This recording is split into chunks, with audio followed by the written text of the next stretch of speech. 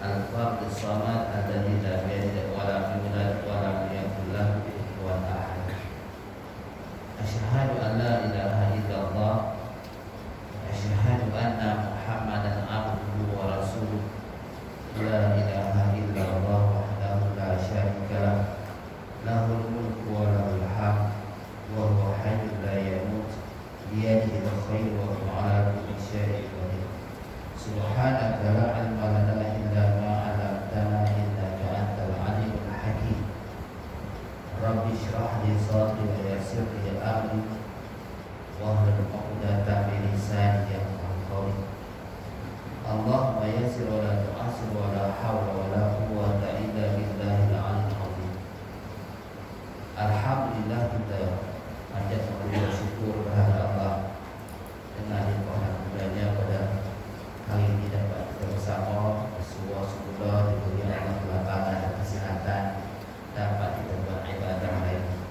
Harapan kita ibadah kita bersungguh dilihat amal soleh di sisi Allah Subhanahu wa taala. Amin ya rabbal alamin. Jadi tuan-tuan yang dikasih sekalian, kita sambung sebelum kita usul tauhid. Kita masuk mukadimah tu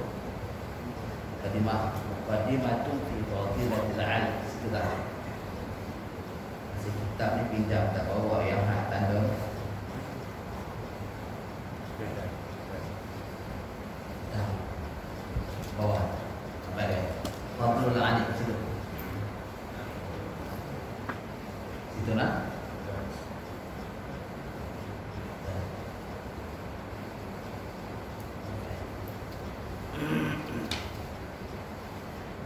Qala musannifu rahimahullah ta'ala wa nafa'ana bi'ulumihi fi darain amin. Dan sabdanya situ dan sabdanya faqihul wahidun afdalu 'indallahi min alfi 'abidin. Itu kan? Ya. Dan sabdanya baginda Nabi sallallahu alaihi wasallam, faqihun wahidun afdalu 'indallahi min alfi 'abidin. Artinya bermula faqih yang satu. Faqih ni orang yang dalam fahamnya. Dalam Quran, sesiapa man yuridillah, menghendaki oleh Allah khairan, akan kebaikan, yufaqih fiddin, Allah kurniakan dia mudah dalam memahami urusan agama. Jadi faqih di sini istilahi, dia tidak ikut lughawi. Dia ikut faham semua ilmu dan dapat darajat seperti yang disebut dalam ni. Itu salah tanggapan. Sebab ini merujuk pada faqih ni al-ulama warasatul anbiya. Maknanya ilmuwan yang menjadi pewaris Nabi. Ulama yang menjadi pewaris Nabi ini dia ada dua makna. Satu makna dia mempunyai ilmu agama. Satu makna inilah yang mempunyai ilmu agama. Bukan sebarang ilmu, tapi ilmu yang disandarkan dengan adib agama. Jadi agama ni pula dia ada sumbernya. Kitab samawi yang kita diberitahu, Injil, Taurat, Injil, Zabur, Taurat, Injil, Quran. 4 kopi tu kan. Pada 114 kitab tu, 140 kitab Al-Quran, 114 surah. Baik. Yang kedua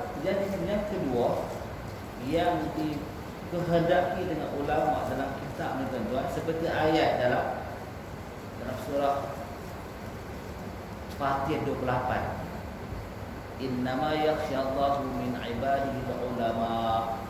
Allah khitabkan dalam Al-Quran ni, ulama ni ilmu yang menembusi hati dia sehingga lahir sifat khasyah, takut. Maknanya bukan ilmu yang duduk di tengkuk ni, ilmu yang masuk ke roh. Maka ulama mengatakan ilmu apa tu? Ilmu Ulama apa yang khasyah tu? Iaitu ulama yang arifuna billah, ulama yang mengenal akan Allah, sehingga kenal tu melahirkan rasa takut. Kalau kenal tak rasa takut, itu pandai cakap. Pandai cakap. Sebab tu laisal ulama bikasiri dirayah wa riwayah. Bukan ulama itu dilihat pada banyaknya periwayatan dan perkhabarannya. Tapi ulama itu pada dirinya yang dia ada rasa takut kerana kenal akan al-azamatullah wal kamalullah. Kenapa? Sebab innama yakhsyallah min ibadihi ulama ni. Sebelum tu ada ayat lain yang cerita tentang wan nas wan nasi wad dawabi wal an'am mukhtalifun alwan. Manusia, binatang melata, haiwan ternakan, berbagai-bagai jenis. Nak cerita Allah dengan keagungan dan maha kuasanya dia, maka dia cipta segalanya berbeza-beza walau jenis yang sama. Haiwan berkaki 4 tak sama pun, hanya berkaki 4 dan tak sama sifat. Ada yang jinak, ada yang garang, ada yang mendatangkan mudarat. Kaki 4 juga berbagai-bagai bentuk. Begitu juga tumbuh-tumbuhan berbagai-bagai warna. Tumbuh-tumbuhan, buah-buahan dia, tapi berbagai-bagai warna, bersalahan warna. Rasa berbeza, bau berbeza. Di sini nak cerita apa? Al-azamah. Kita tak nampak lagi azamah tu macam yang kita nampak qadirun, maha berkuasa dan mencipta satu jenis yang berbagai-bagai keadaan. Maka begitulah wa kadzalika innama yakhsyallah min ibadil ulama. Demikian itulah hanya saja yang takut akan Allah daripada hamba-Nya adalah ulama. Sebab manusia berbagai watak, jahil dan alim. Alim pula yang takut dan yang tak takut. Allah jadikan hati yang sama, rambut yang hitam, akal yang sama, benda yang dilihat yang sama, Quran dilihat yang sama, hadis dibaca yang sama, tapi yang takut itu tak semua. Maka di sini dibagi keagungan Allah. Dia mengadakan sesuatu tanpa ada terpaksa dan menuntut apa-apa kelebihan dan berkehendak kepada penciptaan. Dia jadikan itu. Dia boleh matikan baby dalam perut. Dia boleh hidupkan yang tak semayang, yang buat maksiat ratusan tahun. Ini adalah keagungan Allah, tak boleh pertikaian. Dia fa'alu ma yasha. Dia buat apa yang dia nak buat, tanpa siapa boleh halak dan boleh komen dan cuba nak ubah. Tak, la syarikalah, tiada penyemutuan pada perbuatan dalam mengatur kerajaan dia. Itu kata Allah. Bila kita kenal macam tu, kita tak boleh, kita tak dapat nak kata apa kecuali tazalulan. Kita rasa hina dan rasa khasyatan, takut. Sungguh pun hari ini kita Islam datang subuh, berzikir, baca Quran, belum tentu khatimah kita bil husnul khatimah. Sebab barangkali tak dapat nak kekalkan iman Islam, perbuatan soleh kita hingga ke akhir hayat. Sebahagiannya sepanjang hidup dia menyembah berhala, menyemutui Allah, buat semua maksiat. Bila sampai nak mati, Allah beri dia iman, masuk dia ke syurga tanpa hisab. Apa tu? Azamah. Jadi bila kita ni tadi mengenal Allah yang macam tu, amal yang kita buat hendaklah minallah, la haula, tiada daya kita nak melaksanakan, tiada daya dan kekuatan kita nak melaksanakan ketaatan, wala la haula wala quwwata, dan tidak upaya kita nak meninggalkan maksiat illa bihaulillah wa quwwatillah, kecuali daya dan upaya Allah. Maksudnya apa? Maksudnya kita jangan berasa kebaikan itu lahir dari kita yang kita rasa ada darajat, ada kelebihan, ada kemuliaan, lalu memandang orang yang tak buat, orang yang tak buat sikit. Ini bila nak bertobat? Rasa kita dah bertobat, rasa kita dah bersih, Sedangkan kebaikan yang kita buat tu dengan bayangan perkataan la haula wala, tiada daya kita nak melaksanakan taat, tiada upaya kita nak meninggalkan maksiat. Maknanya bukan dari kita kecuali bi'aunillah, dengan pertolongan Allah, dengan bantuan Allah. Maka lahir tak orang yang rasa takut bila mengenal Allah segitu rupa, boleh direntak iman serta merta, boleh dikembalikan segala kemurkaan, kebencian seluruh makhluk kepada kita serta merta. Bila kita nampak menyentuh rasa takut kita dengan Allah, bila kita rasa begitu tanpa ada pilih dulu, tanpa ada terhalang rasa bimbang kita dengan Allah, itulah yang dikatakan ulama. Maka ulama dua, satu ilmu din, yang kedua perasaan. Ilmu itu menerobos masuk dalam kalbu, bila lahir al-khasyah. Jadi bila mana kita lihat macam ni tuan-tuan, maka masuklah kelebihan. Ulama tu pun dah berkelebihan dah. Di mana ulama tu berkelebihan? Baik. Sebaik-baik makhluk, bukan manusia, makhluk. Itu jangan salah faham. Sebab makhluk ni arash makhluk, kursi makhluk, qalam makhluk, Loh mahfuz makhluk, sirat makhluk, lagi syurga makhluk, neraka makhluk, dunia makhluk, malaikat makhluk, roh makhluk, jasad makhluk, jin makhluk, yang zahir dan yang batin, yang duniawi dan yang ukhrawi, semuanya alam makhluk. Yang terbaik seluruh makhluk Allah ni adalah Nabi, para anbiya dan Nabi kita yang terbaik seluruh. Jadi bila kita sifat sesuatu sifat ni dikaitkan dengan yang sebaik-baik makhluk, maka tiada sesuatu yang lebih baik, lebih mulia, lebih istimewa yang nak disampaikan kepada kita kecuali itulah yang tertinggi sekali. Maka disebut dalam Quran, al-ulama warasatul anbiya. Ulama itu adalah pewarisan Nabi, pusaka Nabi. Maknanya kalau kita ni tadi benci dengan ulama yang saleh, kita turut menyentuh diri Rasulullah. Sebab tu barakah tu ada. Sebab tu kita ni tadi bila kita kata nak bagi anak ni jadi alim ni, didik dia, asuh dia, hantar dia, niat supaya menjadi al-ulama yang warasatul anbiya. Ada ulama dajjal, yang tu kita tak bahas. Ulama jahat, ulama yang warasah al-anbiya. Jadi apa maksudnya? Maksudnya ulama tu, diri ulama tu pun, istilah panggilan tu pun dah berketinggian. Sebab dia ada relate dengan Rasulullah khairul anam. Sebahagian orang dia tak faham macam tu. Maksudnya diri Rasulullah tu terbaiknya bila Rasul. Sebelum 40 dia tidak Rasul. Maka dia macam kita lah juga mengaku gitu.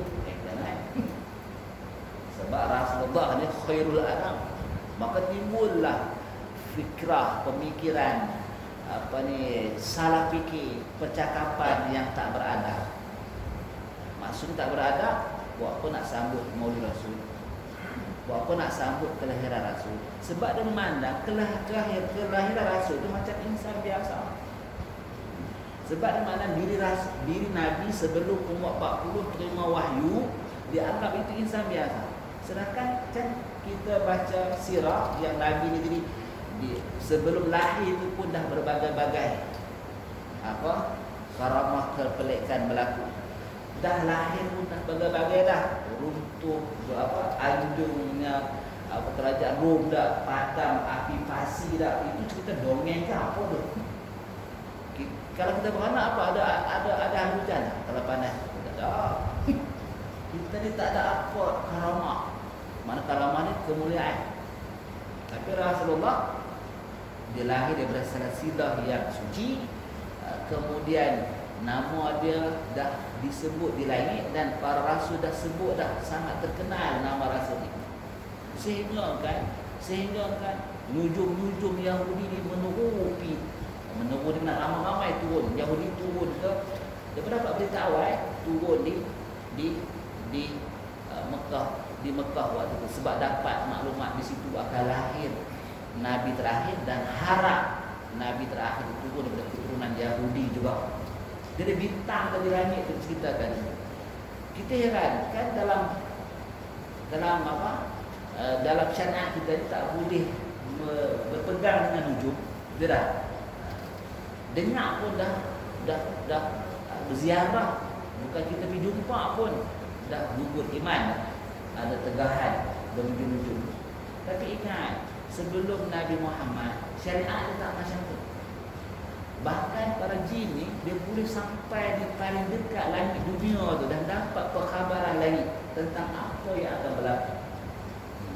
Tapi setelah Nabi dilahirkan, Al-Quran diturunkan, waja'alna masabiha rujuman lisyayatin. Start ayat tu turun, tak ada lagi dah jin yang boleh dekat dengan langit dan boleh dengar percakapan malaikat tentang apa yang akan berlaku. Sebab semuanya akan direjam dengan planet-planet tu, bintang-bintang, rujuman lisyayatin. Baik. Sebelum Nabi Isa dilahirkan, siap dia naik ke atas lagi. Tapi bila Nabi Isa dilahirkan, dia block satu hal, dia lockdown. Kemudian bila lahir Nabi, dia lockdown terus. Maka dia pun dapat berita perkhabaran dengan nujum-nujum ni.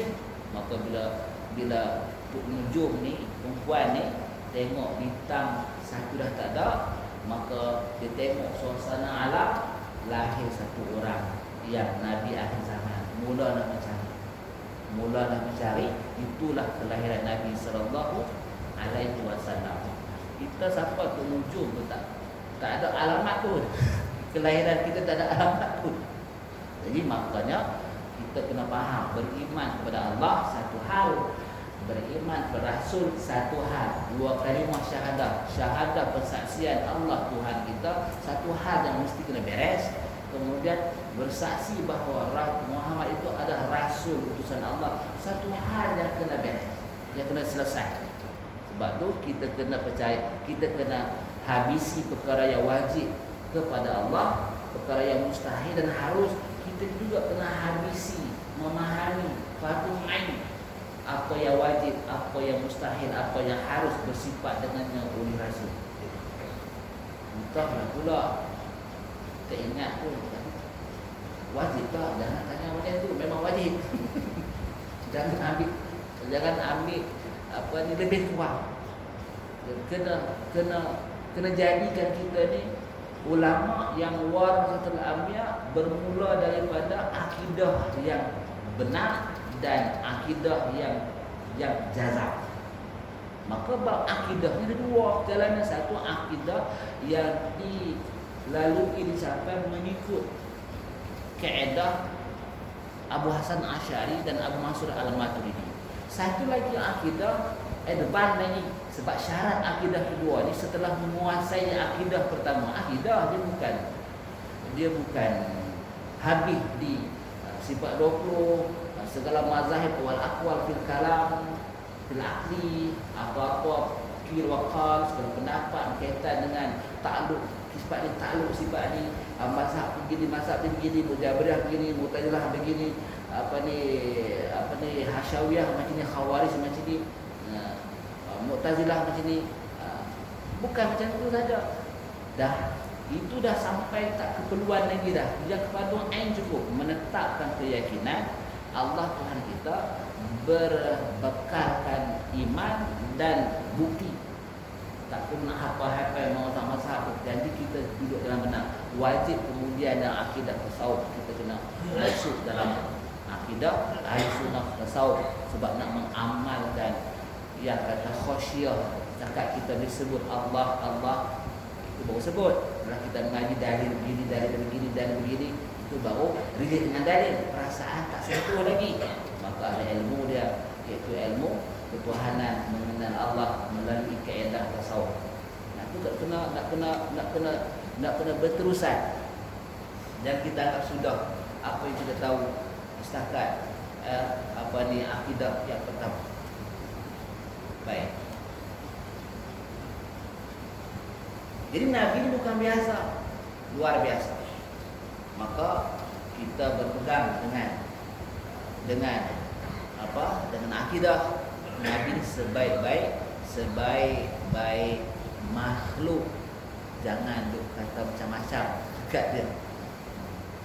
Antara perkara yang murtadan, mana orang terkeluar daripada agama, takhfifun an zatin nabi, orang yang takhfif ni orang yang meleceh-leceh beringat tentang kehormatan baginda Nabi sallallahu alaihi wasallam, antara yang boleh keluar daripada agama.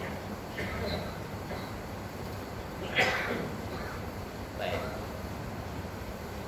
Fadlul alima, kita baca alimah, kita baca alimi. Fadlul alimi ala al-abidi ka fadli ala adnatu. Bukan fadli saya tu.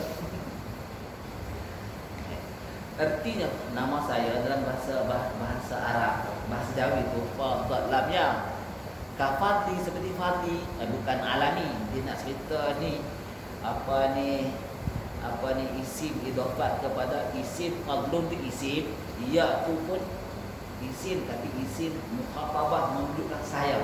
Ya tu menunjukkan saya, sebab kita tak boleh baca fadla dan fadli. Maknanya kelebihan tu.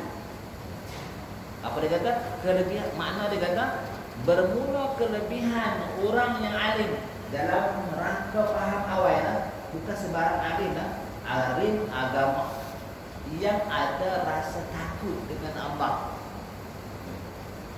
Baik. Bermula kelebihan orang yang alim atas orang yang abid. Orang yang abid, orang yang mengetahui ilmu untuk ibadah. Dia semayang, dia tahu sah batal. Ini batal, ini sah, ini rukun, ini syarat, ini sah. Lebih daripada itu dia tak tahu. Kalau dia berzakat, dia tahu ini nisabnya, ini haulnya, ini nisabnya, ini haulnya. Dia tahu. Kalau dia puasa, dia tahu ini waktu imsaknya, ini waktu iftarnya, ini waktu imsaknya, ini waktu imsak. Kita ni imsak ni, bahasa negara kita ni banyak pokok. Kemudian pula awan terang. Kita tak nampak matahari tu naik dan matahari turun. Habis ke tidak? Maka bila macam tu, ambil ihtiyat kena imsak.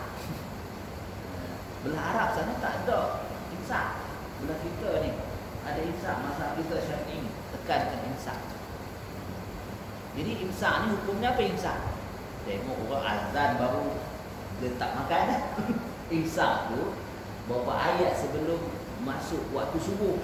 Bila masuk waktu subuh, yang tu dah tentu dah kena tahan, sebab nanti kalau makan batal puasa. Jadi imsak tu wajib, cuma tak batal puasa. Maknanya pada masa kita sebahagian kata wajib, sebahagian sunat makan. Itu perbezaan khilaf ulama. Baik. Jadi orang yang abid dia tahu ini rukun, ini syarat, ini sunat hayat, ini sunat abad. Dalam keadaan tahu-tahu tu kita berkunut, ada kata bid'ah. Ini faedah. Di tempat saya tuan-tuan, kita buat kunut. Dua orang tak buat kunut. Tak apa lagi, lama-lama timbul keresahan masyarakat. Apa ustaz dia tak buat kunut? Bertanya dia. Bid'ah buat kunut? Nah, bid'ah tak. Agak-agak dah kan. Bid'ah. Kan? Kita jadi tak pada cakap dah kalau dia kata bid'ah. Saya kena cakap dia kecil hati. Dia kata bid'ah tu apa? Bulu bid'ah dalalah. Maknanya kunut tu sesat buat tu. La ilallah dia kata inna lillahi wa inna ilaihi raji'un. Dah agak-agak dah kan.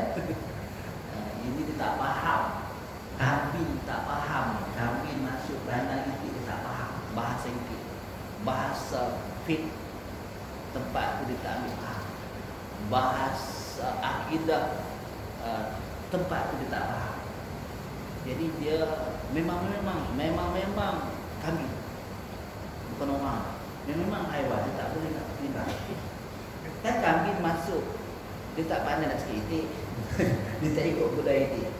Kan kita termasuk kadang kambing kena mengamek.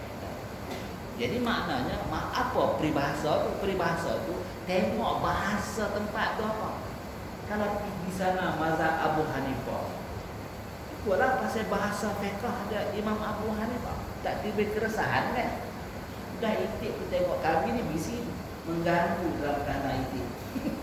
Merasa terganggu dah itik. Terganggu dah kan? Merasa terganggu. Apatah lagi bila menyesatkan. Ada makhluk yang macam ni.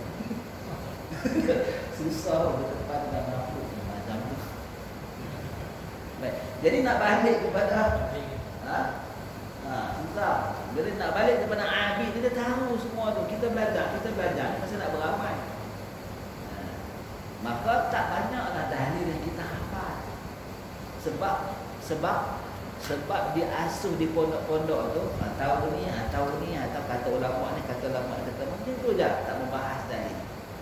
Dan kita yakin tauhid pengajian tu daripada kalau kita fiqh ada kitab ada pada kitab Matan Wajib Takrib, Fathul Qarib, kemudian tu buat ajak pergi kepada Kifatul Akhyar, nak pergi daripada I'anah, nak pergi kepada Iqna, nak pergi kepada Mughni Muhtaj, nak pergi kepada, dia ada tertib tu.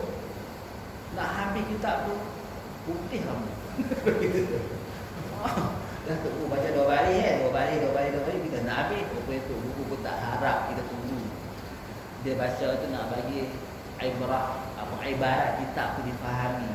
Separuh habis tentu boleh baca semua. Boleh ambil panduan separuh tu. Cara alamat domainnya, cara alamat. Dia ikut pengarang.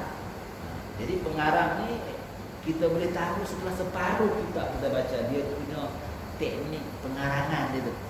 Maka dengan teknik, dengan dobel yang membantu tu, boleh kita baca kitab berikut. Macam tu. Jadi taklah kita belajar nak jadi macam nak berdebat tu. Jadi jumpa orang itu kita tak pandai nak debat. Kerana kita diajak sebagai abid. Baik. Jangan faham abid ni jahil lah. Sampai wuduk pun tak tahu sah batal dia, rukun apa, kita tak kerti. Itu bukan abid, itu jahil. Baik. Maka jahil ni kata ulama ada 2 jenis. Satu jahil basitah, satu jahil murakab. Satu jahil single, satu jahil couple. Couple. Satu jahil single. Dia jahil, dia tak tahu apa. Maka kita kata ini wudu, rukunnya ada 4 yang wajib. Fardu wudu kan. Kemudian sunatnya macam ni. Dia pun terima. Yang jahil murakab ni, dia dah ada satu formula wudu yang bid'ah. Contohlah, dia basuh tangan untuk wudu, dia kata tak payah sampai siku, sampai lengan sudah. Kemudian dia berfatwa kepada orang lain, itulah wudu yang sebenar. Maka dia jahil, dia memperkatakan sesuatu di atas asas yang salah, keluar buah salah. Satu salah pada jahil yang pertama, kedua salah pada jahil yang kedua. Jadi jahil kafir, jahil murakab, jahil bersusun. Baik. Ini yang lengkap tahu rukun-rukun. Martabat dari nasihat Ali, kata Nabi kafadli, seperti kelebihan. Nabi ni tu orang mana hebat Nabi ni? Nabi Yusuf yang sega tu, Maha ila malakul karim tu, yang sebut ini manusia ni ke malaikat ni?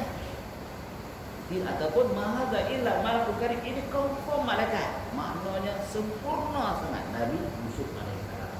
Nabi kita lebih sempurna daripada Nabi Yusuf alaihissalam tu. Nabi ni kalau dia berjalan dengan orang yang tinggi, dia tak nampak kentek, tak nampak cacat kata. Bila dia berjalan yang rendah, dia tak nampak cacat tinggi. Kalau tinggi sangat pun dihina-hina orang, kalau kepek sangat pun dimain-mainkan orang. Tidak. Tapi Nabi ni sempurna kejadiannya. Malam hari bercahaya wajahnya, badannya merebak bau kasturi itu, wangiannya disukai Nabi dah. Cuba kita tengok. Maka Nabi ni tadi tak pernah nampak dia ni lesu. Buduh tu tak pernah nampak. Sejak lahir sampailah dia wafat, rambut dia jenis terikat. Mana jenis terikat mayang gitu. Ikan mayang maknanya rapi. Cuba kita tidur nak mengantuk pun sudah dah tengok rambut sungai. Muka pun jadi kusam kan. Nabi tak pernah kusam, tak pernah bersurung kan rambut macam kita ni. Habis tu dia rapi Nabi. Maka sudut memahami sifat wajib bagi Rasul bukan hanya 4. Dia ajmala wajahan, dia mesti orang yang paling segak. Lepas tu ajmala sautan, dia paling merdu suara dia, paling lengkap tubuh dasar dia. Bijaksana sudah tentulah. Apa nak letak nak jawab macam mana persoalan-persoalan yang berbagi. Tabligh pula maknanya tidak ada rasa takut. Sekalipun dia ancam dengan bunuh dan seluruh harta dirampas. Ataupun dibunga-bungakan nak bagi kerajaan pada dia, nak bagi wanita cantik dekat dia, nak bagi kedudukan mula dekat dia. Tak, dia tak termakan rasuah. Nabi kan dia tabligh terus, dia sampaikan semua sehingga kan al-yauma akmaltu lakum dinakum wa atmamtu alaikum ni'mati wa raditu lakum al-islam dinan. Declaration daripada Allah kepada siapa, kepada urusan Nabi dah selesai. Allah declare selesai, kita kata Nabi ni tak ada benda lagi yang tak selesai, agak tak kan. Allah declare amanah dekat dia tu dah tamam, kita kata tak tamam lagi, agak lah. Jadi kita jangan sampai merintah mempertikai, mempersoal declaration ataupun claim Allah kepada Nabi, kesempurnaan dia. Selain daripada tabligh, sidik benar pula, sidik ni benar lah. Maka benar dia sebagai hamba kepada Allah. Maka maksud benar tu apa? Tak terjatuh sepanjang perlakuan zahir dia dan batin dia dalam hal makruh sekalipun. Ini benar sebagai seorang hamba. Sidik amanah, tabligh, apa nak? Jadi panjang kita cerita kat situ. Nak cerita Nabi berbeza. Maka bila Nabi kata fadlu alim al-adil kafadli ala adna, orang yang adil ada rasa ketakutan khasyah itu, dia tak sembahyang lagi. Yang sembahyang ni tadi sepanjang malam, dah berzikir, berpuasa sepanjang hari, tak sama dengan alim. Kalau dia sembahyang lebih besar di sisi Allah daripada yang ambil sembahyang, pergi haji tiap-tiap tahun, umrah tiap-tiap bulan ni. Si alim tu lagi baik pada kelakuan si alim. Lagu tu kan macam tu lah, seperti mana kelebihan Nabi dan seluruh makhluk ni. Beza dia. Orang alim ni mana lebih dia. Dia bangkit, dia bukan fikir hal diri dia, dia fikir hal masyarakat, hal umat. Maka timbullah pengalaman kita. Kalaulah dia tidur macam kita, dia makan macam kita, tak keluar kitab yang kecil-kecil itu. Ngantuk tidak, kita nak tulis. Agak kita boleh munasabahkan macam tu. Berjilid-jilid kita dalam. Kita sepanjang hidup ni, diari hidup kita pun tak penuh. Padahal diari itu tadi ada apa ni 150 helai. Tak pernah penuh catatan kehidupan kita.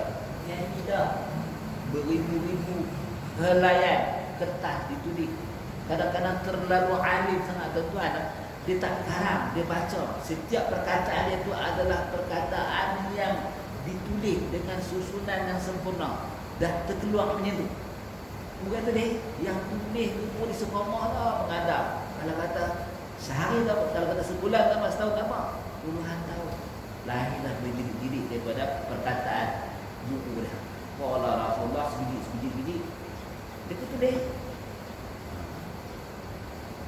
Kita cakap tinggi langgang kan.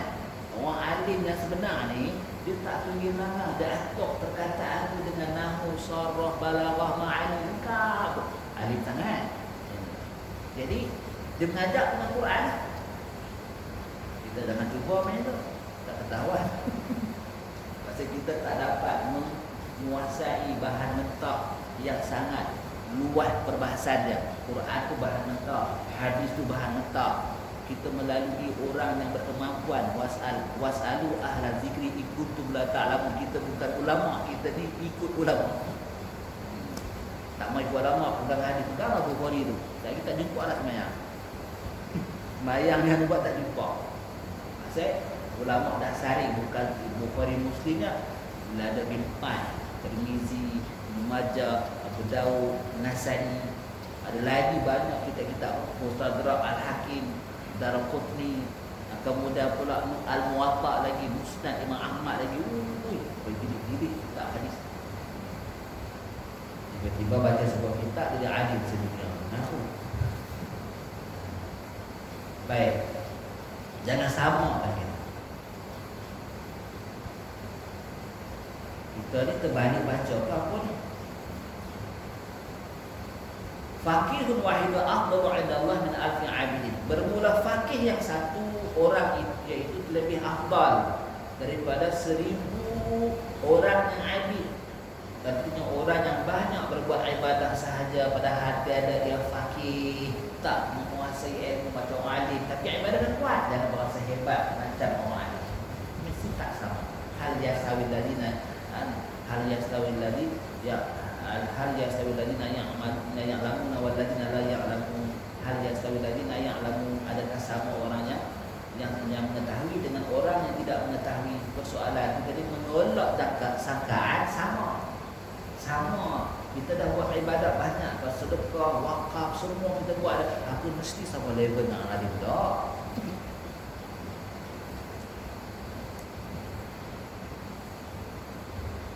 Begitu juga pemerintah lain. Seorang menteri yang saleh, yang beriman, yang saleh, semayang 2 rakaat dia, dengan semayang kita semalaman, dengan puasa siang harinya, dia semayang 2 rakaat. Tak sama lagi dengan 2 rakaat dia buat. Di sisi dia kelebihan dia, raja yang saleh, tak sama. Begitu dah mu'alif. Artinya tiada. Sebab tu al-umara wal ulama tu dirapatkan selevel mereka nak sama. Kita jangan merasa sama. Yang soleh lah, raja yang soleh dan ulama yang soleh. Baik, artinya tidak ia faham pada pekerjaan yang ia kerja akan dia, dan artinya tidak ia faham pada pekerjaan yang ia kerja akannya. Tak faham apanya, rukun okey, i'tidal okey. Kan Nabi ini didatangkan dengan ruh dan jasad. Kita kena ambil muhasabah juga. Telahan kita tu jangan suntuk sangat. Ruhnya apa ruh ni? Ruh ni macam malaikat tu lah. Dia tidak laki, tidak perempuan, dia tidak jantina, dia tidak makan, tidak minum, dia tidak mengantuk. Tu ruh. Dia spesies malaikat. Mana ruh tu? Ada tak? Ada kan? Ada. Ruh tu kat kita. Dia spesies malaikat. Asal pula dia nur. Kita kata, kalau jadi malaikat dah syok juga. Malaikat dah ni. Disebab roh tu, malaikat dah. Dia bukan jantan. Ada tak tu? Jumpa semalam roh betina mana? Dah. Tak ada roh betina, roh jantan. Tak ada. Dia tak ada jantina roh ni. Jadi kita ni ada dah lokasi malaikat tu. Cuma kita tak tahu peranan dia apa. Maka tak tahu peranan dan tak hidupkan roh tu tadi salah satu daripada kejahilan. Maka si abid ini, kalau dia tak dapat memenuhi perintah zahir dan batin, jasmaniah dan rohaniah, berhubungan dengan Allah dan melaksanakan perintah, tak dapat buat tu, dia tanya abid. Maka tak sempurna kerja ibadah dia yang zahir sahaja. Batin masih lagi dengan yang lain. Sebab tu wajah tu wajian lagi. Itu wajah tu wajian lagi. Sesungguhnya aku hadapkan wajhia akan wajahku. Allazi fatara samawati wal ardh, Tuhan yang menjadikan langit dan bumi. Apa makna dia? Memang begitu. Memang begitu. Faham tak? Faham tak? Menghadap wajah muka kat Tuhan. Begitukah yang kita faham? Ini suatu sindiran kepada tiada hijab antara si hamba dengan Tuhan dia. Aku hadap tidak terhijab dengan langit, tidak terhijab dengan bumi, tidak terhijab dengan hawa, tidak terhijab dengan cahaya, tidak terhijab dengan asbab, tidak terhijab dengan warna. Aku hadap terus kepada Tuhan yang memiliki warna, memiliki langit, yang memiliki hawa, yang memiliki bumi. Wajah tu maknanya tak ada hijab lah tu. Oh macam tu. Tak pernah pula nak buat macam tu. Memanglah masih tak ada jalan.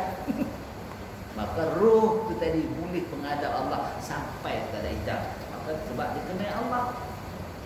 Baik, bila nak menghadap Allah, bila mana kita nak menghadap Allah sampai begitu, ada latihan dia, ada paduan dia, ada ilmu dia.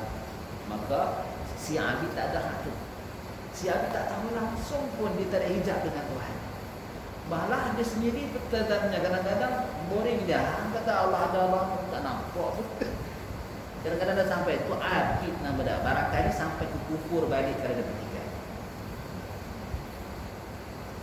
Jadi kita nak import stesen ni Al-Alim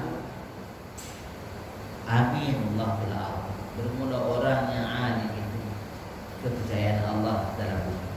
Orang pilihan Allah, jangan buat, jangan cakap, jangan bersuuzon, jangan berkurang adab dengan alim. Alim ulama tu yang hanya ni bukan alim tu sampai yang mengarang kitab, yang wara, yang zahid, yang melahirkan ribuan murid, yang buka pondok. Alim lah tu. Ngaku alim murid pun tak tahu. Tak ngaku doktor, seorang pun tak pernah sihat. Contoh lagu tu kan. Bukan doktor. Jadi kita bukan alim. Yang namanya mengalim juga pondok, yang mengadap pagi petang siang malam, ilmu dia macam tak habis tu. Mengalim tu. Janganlah bersatu buku adab dengan mereka. Kalau mungkin tengok mereka, tengok mereka. Sebab muka tu menunjukkan rahmat. Teringat kat mereka sampaikan Fatihah. Sebab nak pergi jauh, hadiah, jangan sebut sedekah. Kita pun susah juga, tak faham protokol. Kita kan Nabi dia tak terima sedekah kan, sebab dia mulia. Bani Hashim, adanya Bani Muttalib tak terima sedekah, tak boleh terima pun sebab mulia. Jadi apa? Sedekah ni kita mulia kepada yang hina. Nabi tak terima sedekah. Mak kita mulia ke hina dengan kita? Mak kita mulia sampai ketika hidup dan sampai dia mati. Aku sedekah Fatihah tak mau, aku jangan cakap itu. Hadiah. Semua kita adab dengan terjaga. Ayah kita nak sedekah kalau tak payah, jangan cakap itu. Dia bukan sama level tu. Hadiah. Waktu dia hidup pun saya nak sedekah tak mau lah. Jangan cakap macam itu. Kadang-kadang saya tegur juga, cuma angkat. Jangan buat sedekah. Hadiah. Beradab itu salah satu perintah. Sebuah hadiah. Bila mak tu tak kecil hati, kalau mak tu ngaji apa yang nak miskin sangat aku ni, teruk sangat aku ni, dah mai terasa hati. Dia punya bahasa sedekah. Boleh jaga bahasa. Jumpa orang yang mulia, kita sebut hadiah. Jangan sebut sedekah. Dia tak tahu tak apa kalau dia tahu. Kita dah tak ada adabnya tu. Kalau alim tu, niat hadiah. Baca niat hadiah.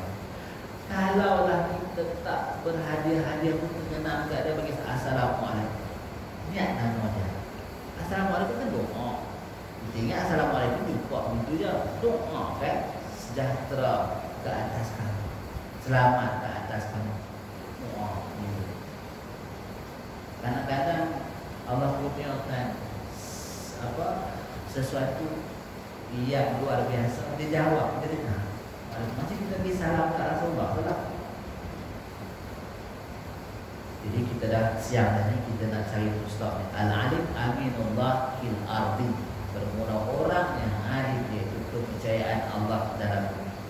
Dan berkata Sayyidina Ali karamallahu wajhah, wallahu a'lam wa a'lam bis-shawab.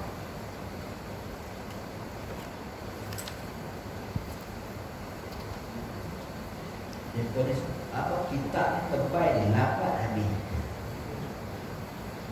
Tolong bila Bismillahirrahmanirrahim. Allahumma inna nas'aluka ilman wa qalban